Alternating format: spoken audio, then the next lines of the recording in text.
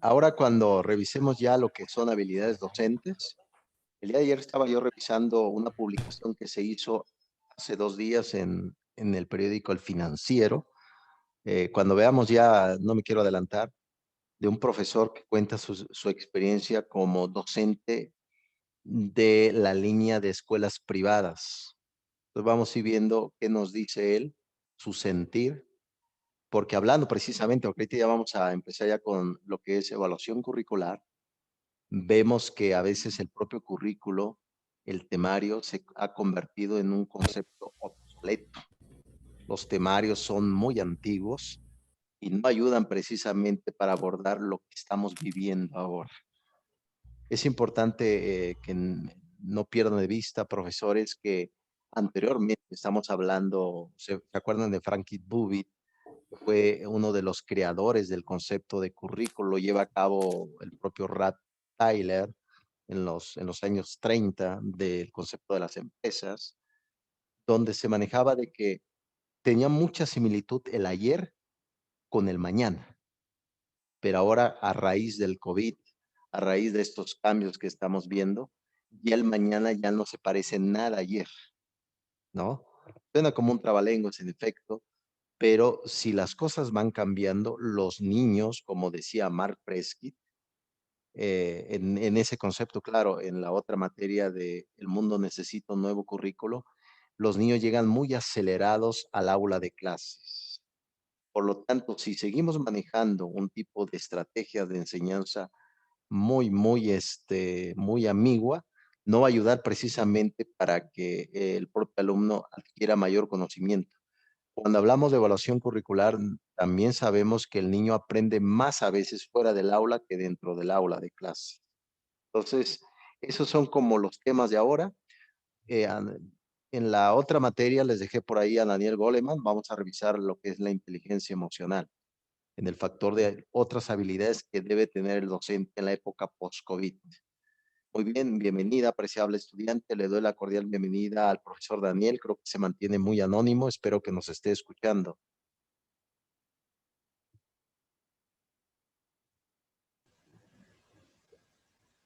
Es que creo que le hablaba, profe, pero ya después ya no supe si sí o no. Ah, ok. Muy bien. Como les iba comentando, revisé sus actividades el día de ayer. Ahora quiero escucharlos ustedes. ¿Cómo ven al profesor Ángel Díaz Barriga? Él, en efecto, recuerde muy bien que en México, en cada sexenio, en cada propuesta política de un presidenciable, de un presidente de la República, se da como nuevas reformulaciones de lo que debe ser la educación. Ahorita, por ejemplo, yo en el doctorado estamos revisando la parte jurídica, que es un pasto muy difícil de poder consumir en el factor literario, muy pesadas, pero estamos viendo las leyes públicas.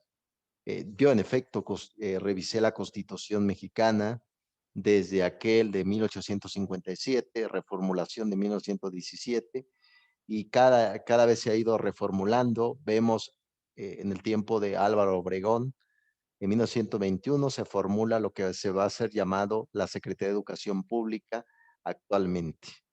Entonces, yo estaba revisando el artículo 3 de la Constitución, que la escuela se ha modificado, es decir, se ha modificado el derecho de ser educado hasta nivel universitario.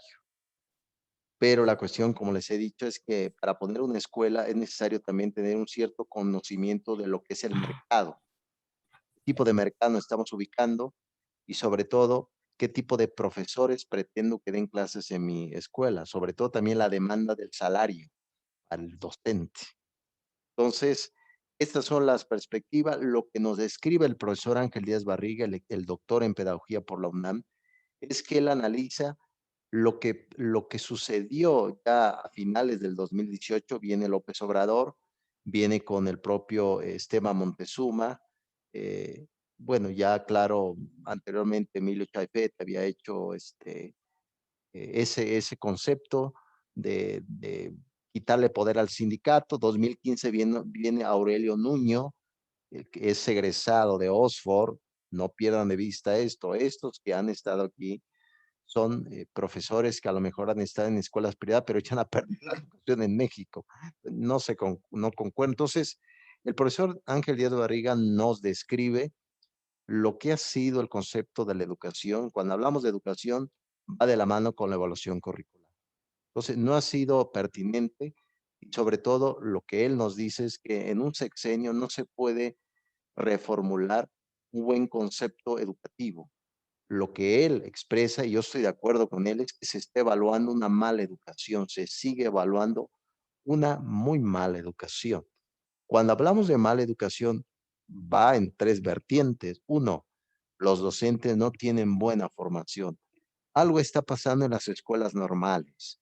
Anteriormente sabemos con estas reformulaciones es que las escuelas normales tenían el tinte de técnicos, pero se ha peleado, se ha trabajado y ahorita pues ya salen con una licenciatura en primaria, en preescolar, en secundaria y van a competir precisamente a través de un examen para estar dentro del marco de educación pública.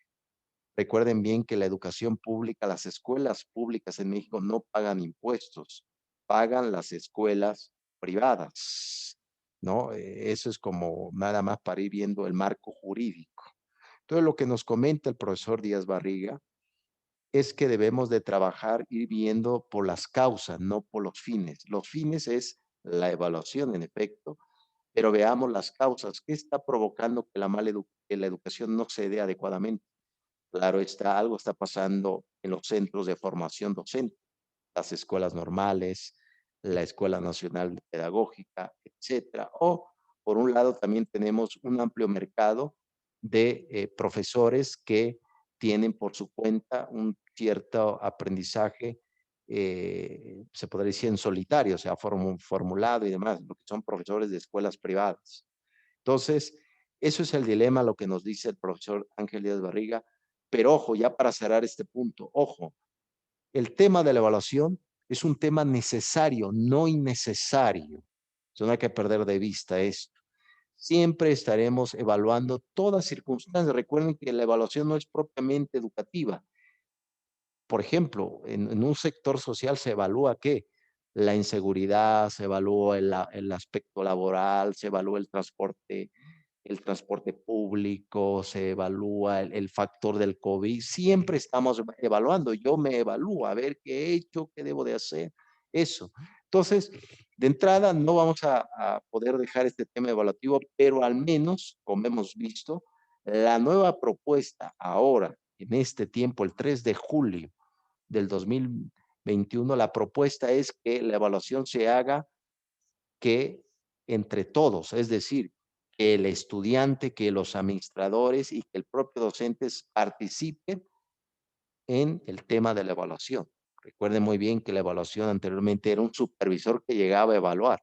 Ahora lo que se propone es que todos nosotros hagamos posible el tema de la evaluación. Eso es el aprendizaje que nos deja el profesor Ángel Díaz Barriga. Y hoy vamos a entrar otra lectura de unos profesores españoles que le dan un giro al tema de la evaluación y le quieren dar un tipo de competencia, competencia del alumno, competencia del docente. ¿Qué quiere decir esto? Que lo aprendido en el aula tenga utilidad en su vida personal de cada estudiante y también que ellos se den cuenta de la utilidad. Porque recuerden bien, tenemos exceso de información y no todo conocimiento nos es de utilidad en la vida personal. A veces, lamentablemente, la propia escuela enseña cosas que la sociedad no necesita. Esto es el debate. Si usted le echan un vistazo a la noticia el día de ayer, se fue por ahí el presidente, anda entre el sur y el norte de México, fue a inaugurar un campo de béisbol, no sé si lo vieron por ahí, y como él modificó junto con su equipo de trabajo el artículo 3, si la educación debe de ser gratuita hasta a nivel universitario, debe de haber universidades, porque recuerden que la UNAM y el Politécnico, el Poli de 1937, en el tiempo precisamente de Lázaro Cárdenas, viene el concepto del Politécnico, La UNAM tiene un inicio un poco más atrás, a partir del siglo XVI, XVII, se fue construyendo. Como dijo José Vasconcelos, por mi raza hablará el Espíritu Santo. El Espíritu Santo lo quitaron los laicos y le pusieron nada más el Espíritu, ¿no? Era hasta Espíritu Santo. Entonces, eh, eso es precisamente lo que se está buscando en ese tema de la evaluación.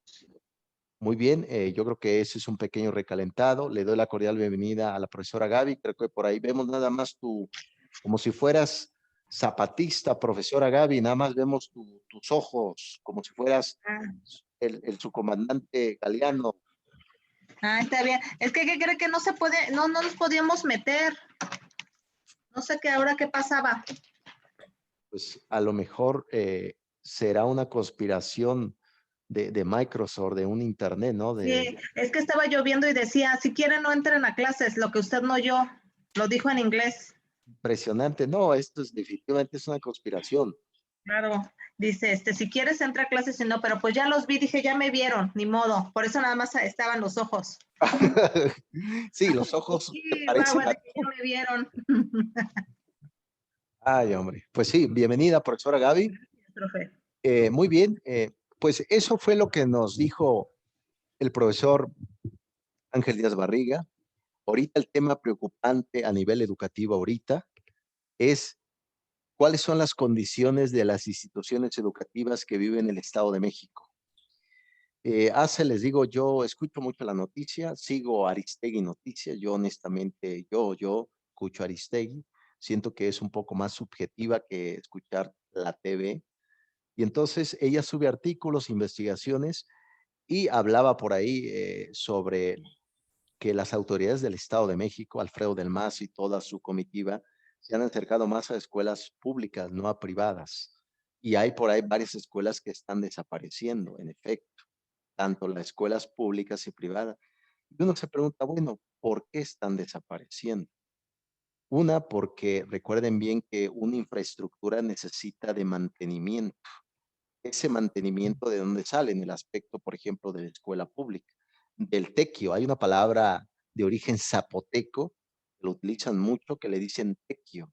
Tequio significa el aporte voluntario que da el padre de familia para arreglar el baño, que se cayó la puerta, que unos tlacuaches invadieron el aula de clases, etcétera, etcétera. Muchas escuelas están desapareciendo y eso es riesgoso. De hecho, muchos de los docentes, ustedes son testigos, uno de los principales, estamos haciendo una evaluación, ojo, estamos evaluando cómo están las circunstancias de las escuelas ahorita en el Estado de México. Lo que sí es que, como les he dicho, las escuelas públicas no pagan impuestos, las escuelas privadas sí, y siguen pagando impuestos las escuelas privadas. Y si no hay precisamente un aspecto administrativo, económico estable, va a perder terreno. Ahora bien, existe también cierta deserción por parte de los estudiantes, porque en efecto, un estudiante quiere estar en la escuela, quiere aprovechar todos los servicios que la institución educativa brinda, cafeterías, recreo, etcétera, bibliotecas y demás. Entonces, no olviden esto, lo que estamos haciendo es evaluar la evaluación de forma totalmente cualitativa, bueno, cuantitativa y cualitativa, pero ahorita en este aspecto es totalmente cualitativa a través de la observación de lo que estamos viendo. ¿Cuál es la condición de la escuela en el Estado de México? Una condición de mucha dificultad porque los recursos que se tenía se están acabando, la infraestructura necesita mantenimiento y el exceso de trabajo aumentó para el propio docente. Ahorita les voy a contar la historia de un profesor que el día de ayer, bueno, hace 2 días dio su punto de vista en el aspecto de el periódico El Financiero. Hoy lo vamos a comentar y me gustaría escucharte, profesora Gaby, ¿qué te pareció el profesor Ángel Díaz Barriga? ¿Será verdad lo que dice? ¿Qué pasará en ese sexenio a nivel educativo? ¿Se ha hecho aportes? Sabemos que uno de los mecanismos evaluativos a nivel internacional es la prueba de PISA. México ya se salió, regresará o no. Hasta ahora está cancelada la evaluación en la prueba de PISA. Pero se acuerdan que les había dicho que la prueba de PISA tiene un sesgo cultural. ¿Por qué? Porque lo hicieron países desarrollados. ¿Cómo quieres evaluarme a mí si yo vivo en un pueblo de Oaxaca, en un pueblo de Chiapas? Las preguntas que vienen no tienen que ver con mi realidad cultural. Olviden el sesgo cultural detrás de una evaluación curricular. Quiero escucharte, profesora Gaby, adelante. Bueno, pues hablando de de la prueba esta PISA, pues sí es cierto, ¿no? Están ahí los 4 países, ¿no? Que es Rusia, otro Estados Unidos y otros 2 que otros se me fueron.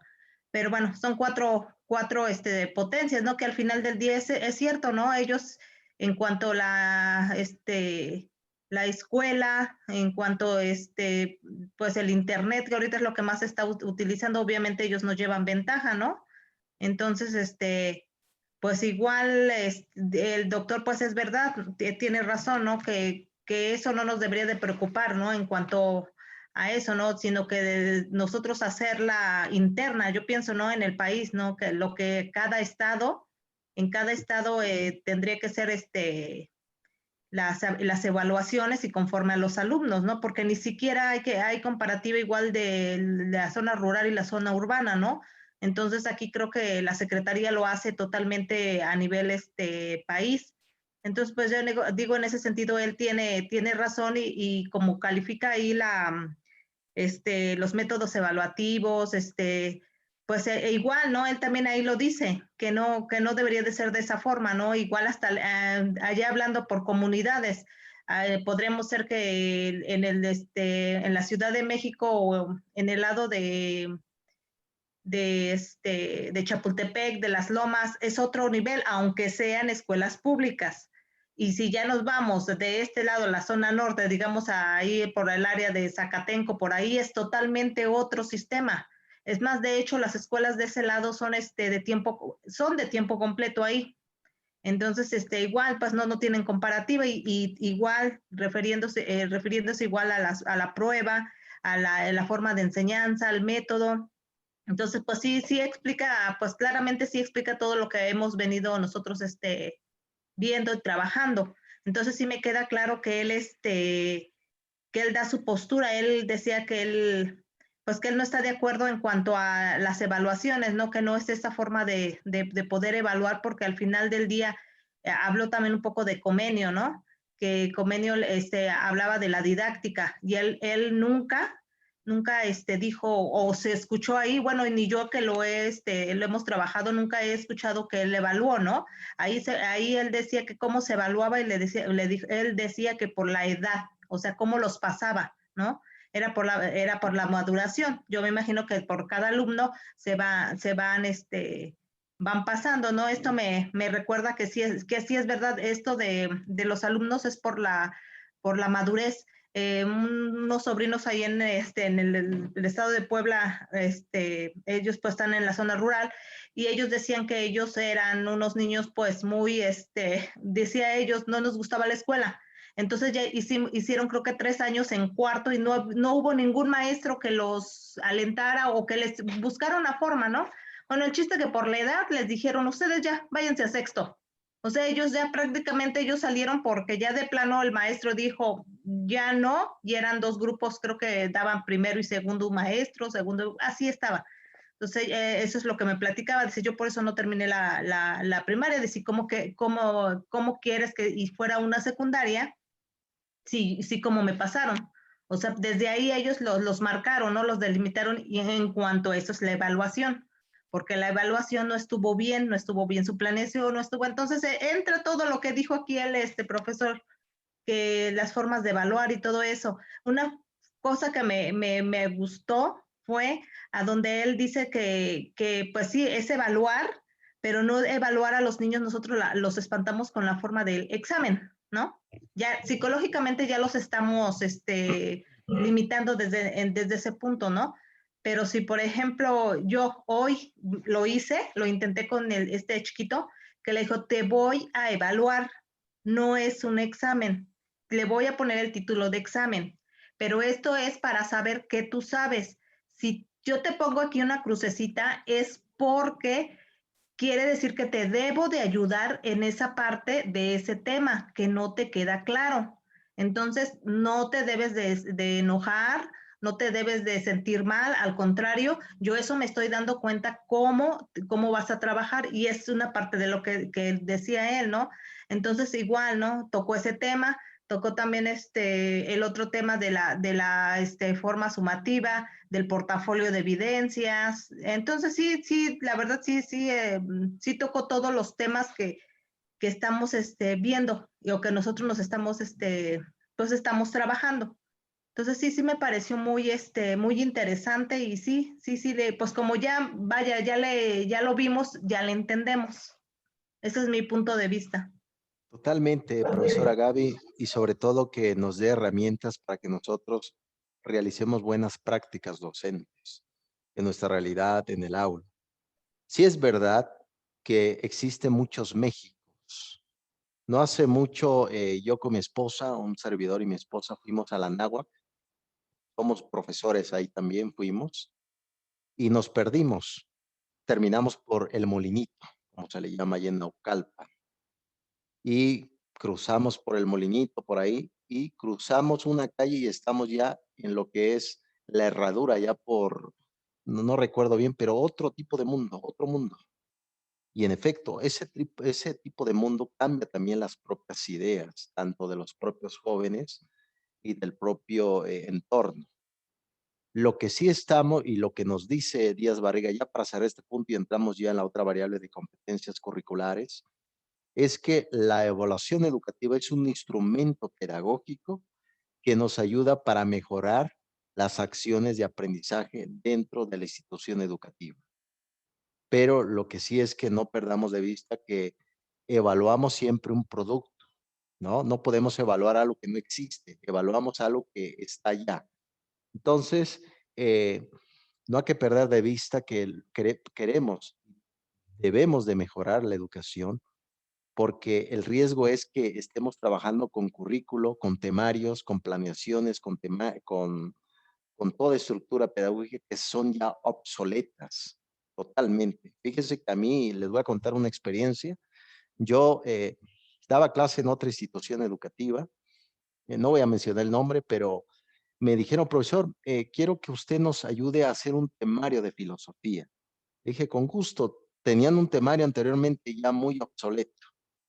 Y decían, profesor, aquí está el temario que hizo otro profesor. Y yo lo revisé y vi las fuentes ayuda para sustentar la idea, y tenía el rincondelvago.com, ¿no? ¿Quién se llama El Rincón del Vago? Entonces, como es precisamente un tipo de plataforma de información abierta, cualquier persona sube y en efecto tenía errores de filosofía brutales. Pero, ¿a qué voy? Es esa la condición que estamos viviendo. Entonces hay que poner atención, hay que ir trabajando y yo considero que en este posgrado nos va a dar ideas para que vayamos sobre todo innovando. La innovación, ¿cómo se da? En primer término es que el docente sea autodidacta, que busque por su cuenta literatura, información, sea lector. Yo hago eso.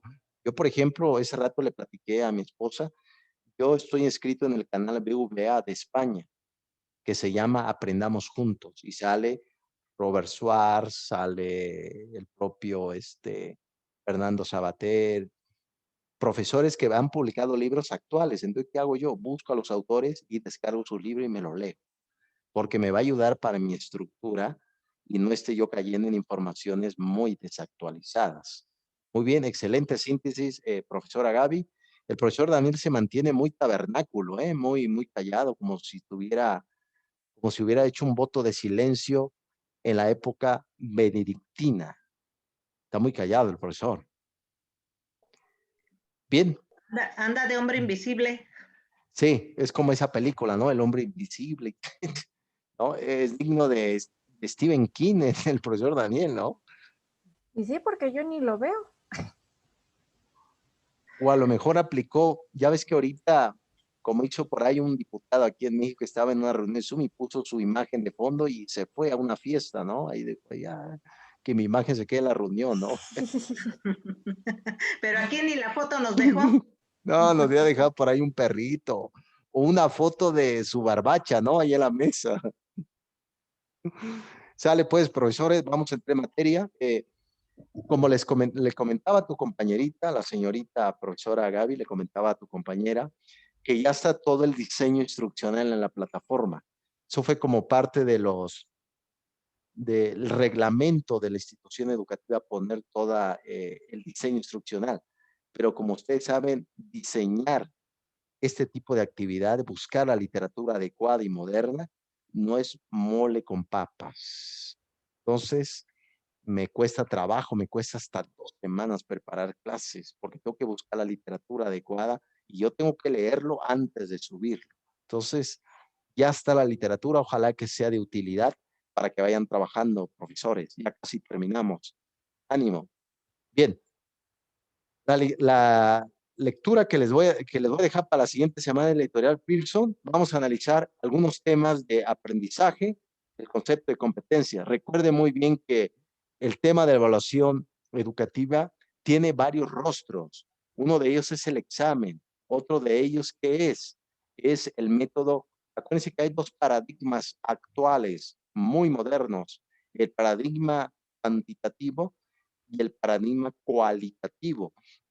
La propuesta de evaluación curricular es que apliquemos un método totalmente cualitativo, no cuantitativo, que no se reduzca nada más a un solo examen, sino que vaya y que tenga tendencias, ¿no? Por ahí ya vemos a su compañero, al profesor Daniel, que se hizo un corte como si estuviera ya en el 10ª caballería en Chihuahua, profesor. Un corte muy raso. Sí, ¿ya me oyen? Vamos. Sí, ok, muy bien. Pues buenas tardes, nada más que estuve teniendo unos problemas ahorita, de hecho todavía no me acomodo bien. Es que de mi computadora, la que usaba, pues ya entregó la herramienta, ya no, está muy lenta, o sea, sí prende, pero está muy lenta. Entonces, ahorita estábamos improvisando una, que es más viejita y funciona mejor. Y pero le tengo que adaptar que la cámara, que los audífonos. Bueno, está más, pues es que antes todavía no tenía esto de cámara, ¿no? El monitor no tiene cámara, entonces estábamos ahí consiguiendo una camarita, pero aquí estamos. Este, y pues bueno, ¿cómo han estado? Todo bien, profesor Daniel. ¿Todo bien? Apreciamos tu esfuerzo que realizas. Te escucho como si fueras un candidato del Estado de México a la presidencia, fíjate. Ya Un próximamente me candidato. voy a postular, yo creo que ya para el siguiente, las siguientes elecciones, pues ya me va a ver en la planilla. Como primer tesorero, profesor Daniel. Ándele, sí, todo donde haya dinero, ahí mero. Mucho billete. Claro, así como hay mucho billete, también hay mucha corrupción, ¿no? Cualquier Sí, corazón noble también se corrompe en esas circunstancias, ¿no? eso sí. Muy bien, Ah, profesor Daniel, bienvenidos. Pues ya terminamos, profesor, ya llegaste tarde ya. ya llegué tarde, pero sí llegué a escuchar un poco, no se preocupe. ¿Sí? Sí, sí, sí, sí. Ah, excelente, profesor Daniel. Muy bien, estamos revisando un texto que les dejé, profesor Daniel, rápidamente te informo. Ya tiene Ajá, los contenidos en plataforma. Por ahí les sí, dejé muy buenos libros, yo considero. Yo ahorita pues sigo leyendo igual. Claro, leo los anuncios de la calle también. Yo creo que siempre andamos leyendo cosas, ¿no? Entonces, ahí para que vayan viendo las actividades. Ya califiqué el día de ayer una de las actividades del profesor Ángel Díaz Barriga, ya está calificado. Nada más cuiden por favor la estructura, Arial 12, interlineado 1,5, justificado. ok, Porque cuesta mucho trabajo, es como si fuera la editorial Porrúa. La editorial Porrúa, no sé si lo han visto, textos muy difíciles. Bueno, se hizo sí, precisamente para el público que no paga tanto por un libro tan pesado, ¿no? Entonces, hay que cuidar ese aspecto, profesor Daniel. Muy bien, muy bien. sabemos muy bien que el concepto de competencia no es propiamente de la educación, ojo, no es propiamente educativo, viene de las empresas. El concepto de competencias se asocia con la palabra planificación estratégica. La planificación que hace, planifica el pasado, no, planifica lo que va a pasar, no lo que ya pasó. Por lo tanto, el tema de la competencia es que uno tenga habilidades, se podría decir una habilidad ecléctica. Recuerden que el eclecticismo significa tomar de muchas partes, De hecho, fue una corriente por ahí filosófica, y al final de cuentas, eso es que el propio docente tenga muchas destrezas. No es que lo sepa, sino que lo pueda aplicar, aprenderlo y aplicarlo, ¿no? No se les olvide. Un docente no lo sabe, no lo sabe en su totalidad todo, pero al menos está abierto para llevar y organizar precisamente un conocimiento un poco más enfocado en el estudiante, no en él. Él, pues, ya aprendió, al final de cuentas, él aprende de forma solitaria. ¿Se acuerdan cuando dijo Mark Presky de la tecnología? En la tecnología no es que nosotros aprendamos a utilizarla, no, no, no, no, sino que nosotros sepamos cómo utilizar la tecnología a favor del aprendizaje hacia los estudiantes, ¿no? Vean cómo cambia el concepto de la tortilla. Entonces, aquí, en este tipo de estos profesores, el editorial Pearson nos dice que la evaluación educativa, ojo, ese cae en el error también, abusados.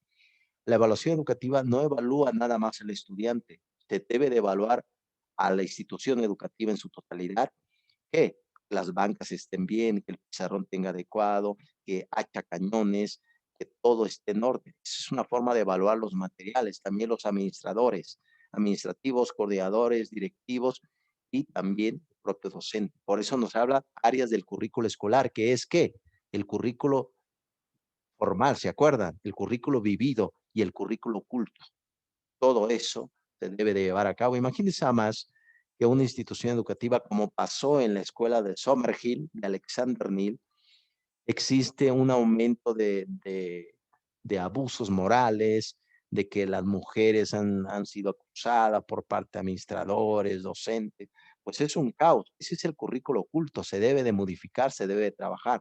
No está escrito en un lugar que un docente debe de respetar a sus alumnos, pero ya está de manera intrínseca, es decir, no es tangible, es un concepto intangible, pero se tiene que llevar a cabo a través de la acción. Por eso nos habla de todas las áreas del currículo escolar. No perdamos de vista. A veces se le exige al docente, pero ¿qué pasa con aquel coordinador que no está haciendo bien su trabajo? Hay que aplicar un método evaluativo, profesores. Muy bien. Digo, voy a rajatabla porque ya nos vamos. Llegaste tarde, profesor Daniel.